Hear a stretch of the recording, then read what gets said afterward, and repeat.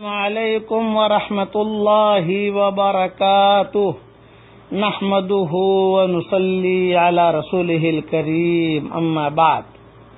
آج کا سبق سن لیجئے، رمضان کے متعلق یہ تیسرا سبق ہے۔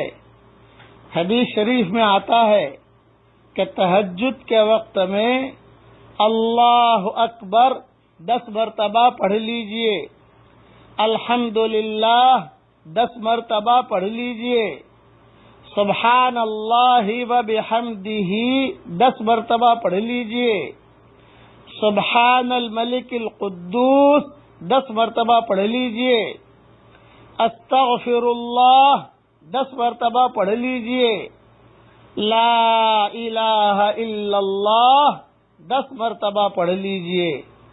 پھر اس کے بعد ایک دعا سکھائی حضور صلی اللہ علیہ وسلم نے، وہ بھی 10 مرتبہ پڑھ لیجئے، اللہم انی اعوذ بک من ضیق الدنیا و ضیق یوم القیامہ 10 مرتبہ پڑھ لیجئے۔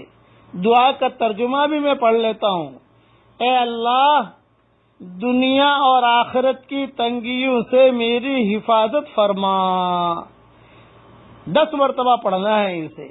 یہ حدیث ابو داؤد شریف میں ہے اور بکھرے موتی جلد 5 صفحہ 113 پر ہے۔ چونکہ ابو داؤد تک پہنچنا آپ لوگوں کا مشکل ہوگا، بکھرے موتی عام طور سے لوگوں کے گھروں میں ہوتی ہے، اس لیے وہاں بھی دیکھ سکتے ہیں آپ۔ یہ پڑھ لیجئے۔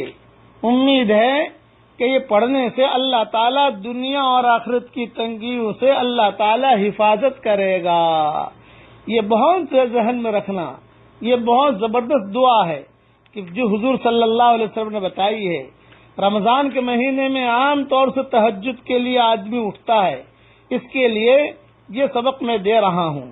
اور تہجد میں اٹھتے ہی یہ دعا مانگیے کہ اللہ اس رمضان کو میری پچھلی زندگی کے ہر سانس کا کفارہ بنا دے، اس رمضان کو میری پچھلی زندگی کے ہر سانس کا کفارہ بنا دے۔ اللہ تعالی ہم سب کو عمل کرنے کی توفیق عطا فرمائے۔ والسلام علیکم ورحمۃ اللہ وبرکاتہ، وآخر دعوانا ان الحمد للہ رب العالمین۔